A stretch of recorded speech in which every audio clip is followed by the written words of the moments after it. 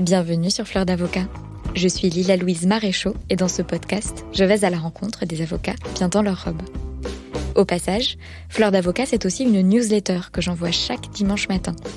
J'y raconte le développement de mes activités et j'y partage aussi de l'expertise, notamment en matière de communication et de marketing. Vous pouvez vous abonner depuis le site fleurdavocat.fr. Place à l'interview, je vous souhaite une bonne écoute. J'avais été contacté par un homme qui s'appelle Alain. Alain m'avait contacté parce que on lui avait dit que je m'intéressais beaucoup à la question du corps dans l'espace public. C'est vrai que c'est une question qui m'intéresse. La représentation du corps dans l'espace public et la pénalisation en fait de l'expression corporelle dans l'espace public. Ce qui renvoie aux pratiques performatives de certains artistes, comme vous voyez ce tableau qui est derrière vous, qui est une performeuse française. Je m'intéresse beaucoup à ces champs-là, à la question en fait de l'encadrement en fait juridique en fait de l'expression corporelle, voilà, dans l'espace public. Dans l'espace public ou en général ? En général, mais en particulier dans l'espace public. Et j'avais à cette époque-là une réflexion sur la question de la nudité. Alors, je suis pas nudiste, je suis pas particulièrement pratiquant, mais je ne comprenais pas pourquoi la nudité devait être pénalisée en soi. Pourquoi c'était un sujet sur lequel il y avait une crispation aussi importante de la part des gens. Donc je me suis intéressé à la question en fait du sein, de la femme, de toutes ces problématiques-là qui, pour moi, soulevaient des questions en fait morales, pas seulement juridiques, mais aussi morales, et qui traduisaient une forme de pudibonderie en fait que je n'arrivais pas en fait à expliquer. Pudibonderie des uns, pudibonderie judiciaire aussi des tribunaux, parce que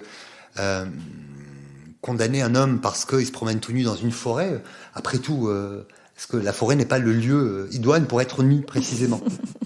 Et alors, mes amis se moquaient de moi. Vachement plus que la plage, parce que la plage, quand même, c'est des coups de soleil abominables, quoi. Ouais, mais là, non, mais figurez-vous que du coup, je me suis retrouvé à intervenir pour une association, l'APNEL, l'Association nationale pour la promotion du naturisme en liberté, pour parler en fait de la question en fait de la pénalisation de la nudité. Et à travers cette association, je me suis retrouvé un jour à défendre Alain, donc, qui avait été arrêté pour exhibition sexuelle parce qu'il se promenait nu dans la forêt. Et quand j'en parle aujourd'hui, des années après, c'est vrai qu'on a ce réflexe de rire, mais à l'époque, je me disais, mais quand même, il n'a pas fait de mal. Il était juste nu dans une forêt parce qu'il aime se promener nu. Est-ce que c'est nécessairement une perversité ? Est-ce que c'est nécessairement dans le but d'offenser des personnes, d'offenser leur pudeur, de choquer, de provoquer ? Et si, en fait, l'état de nudité n'était pas nécessairement en soi pénalement répréhensible ? Et à l'époque, j'avais, dans ce procès qui était un petit procès, je crois que c'était à Pau, devant le tribunal correctionnel de Pau, j'avais déposé une QPC. Et il y a un journaliste du Monde qui s'est intéressé à cette histoire, parce qu'il disait, ben oui, effectivement. Et j'avais expliqué et c'était à l'époque où la QPC était entrée en vigueur. QPC, sur laquelle j'avais travaillé quand j'étais assistant parlementaire, et donc, dont j'avais plus ou moins compris le mécanisme, ouais. En tout cas, la vocation qu'on voulait instaurer, qui était en fait un contrôle a posteriori des lois jugées inconstitutionnelles. Et j'avais déposé une QPC, et ça avait suscité un débat, en fait. Et je me suis dit qu'effectivement, ça fait débat. Ces questions font débat, elles continueront à faire débat. Et je me retrouve aujourd'hui devant la Cour européenne des droits de l'homme pour défendre une militante fémène qui a été poursuivie et condamnée pour exhibition sexuelle, et définitivement, y compris par la Cour de cassation, alors que depuis des années, moi et d'autres, parce qu'il y a d'autres confrères qui défendent d'autres fémènes, mais il se trouve que ma cliente est la première fémène condamnée en France et la première à saisir la Cour européenne des droits de l'homme. Depuis des années, j'invoque le fait que, au-delà de l'intention, la question de la volonté de choquer, il y a quand même une démarche politique, militante, qui neutralise en vérité l'élément intentionnel. L'idée qu'on a d'un pervers sexuel, d'un exhibitionniste, c'est quand même quelqu'un qui inscrit son acte en fait dans une démarche sexuelle. Oui, d'excitation. Qui tire une excitation de ce qu'il fait et qui éventuellement espère exciter ceux à qui il montre.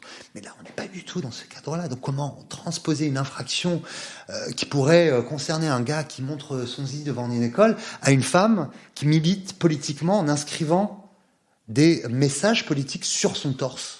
Son torse, je dis pas même pas sa poitrine, je dis son torse, parce que j'assimile le torse de la femme à celui de l'homme, et je ne comprends pas pourquoi on traite différemment les hommes et les femmes, parce que, pardon, mais c'est pas parce que le sein de l'homme n'allait pas qu'il n'en est pas pour autant un attribut sexuel. Donc soit tout sein est un attribut sexuel, soit aucun sein ne l'est. Pourquoi aujourd'hui on ne pénalise que le sein de la femme montré dans l'espace public et pas celui de l'homme? Vous voyez ? Donc toutes ces questions-là, qui sont des questions qui sont aussi nourries par des combats antérieurs liés précisément à cette question de la pénalisation de la nudité dans l'espace public, permet d'avoir des débats hyper intéressants en fait, aussi devant la Cour européenne des droits de l'homme. Et en tout cas, par ces engagements entre guillemets et les démarches qui en ont découlé sont venus ces premiers dossiers, puisque c'est de là que partait ma question, premiers dossiers, et puis ensuite d'autres, donc beaucoup d'autres. Et des engagements personnels qui ont fait que du coup j'ai assez rapidement décidé de m'engager, par exemple pour l'accès aux droits des personnes prostituées, des travailleurs du sexe. Peut-être aussi dans cette optique de m'intéresser à ceux auxquels on s'intéresse pas. Et les travailleurs et travailleuses du sexe me semblaient être une catégorie de personnes qui étaient dénigrées par la société, mal vues et maltraitées aussi institutionnellement. Et donc j'ai commencé à travailler sur ces problématiques d'accès aux droits, et j'ai eu la chance, parce que je me considère comme un garçon très chanceux dans la vie, j'ai pas l'impression d'avoir provoqué les choses, mais plutôt d'avoir eu la chance en fait qu'on fasse appel à moi, et je pense la chance de ne pas avoir trahi la confiance qu'on a mis en moi. Et ça fait 10 ans que j'assiste des travailleurs et des travailleuses sexuelles dans des programmes d'accès aux droits. Je pense aux programmes d'accès aux droits qui ont été mis en place parce qu'ils sont quand même déterminants en fait du travail qui a été fait pour assister et accompagner les travailleuses et les travailleurs du sexe. Je pense au programme de Médecins du Monde, je pense au STRAS, au syndicat du travail sexuel, dont je suis du coup l'avocat depuis des années. Il y a tout un travail en fait d'accès aux droits des travailleurs et des travailleuses du sexe, et aussi avec cette problématique liée en fait à la perception de la prostitution dans l'espace public et le combat à titre associatif comme en tant qu'avocat que j'ai pu mener contre la pénalisation de l'achat d'actes sexuels, contre la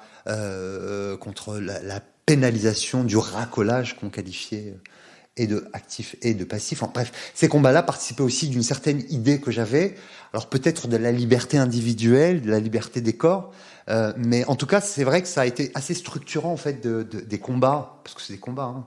Enfin, je m'en cache pas aujourd'hui. Hein. Je suis un avocat militant. Non, mais il y a pas de mal. Mais c'est. Je suis un avocat militant, mais c'est vrai que c'était des questions qui m'ont toujours. Ce sont des questions qui m'ont toujours intéressé. Et aujourd'hui, j'assiste des travailleurs, des travailleuses sexuelles dans des dossiers criminels parce que ce sont des personnes qui sont des personnes vulnérables.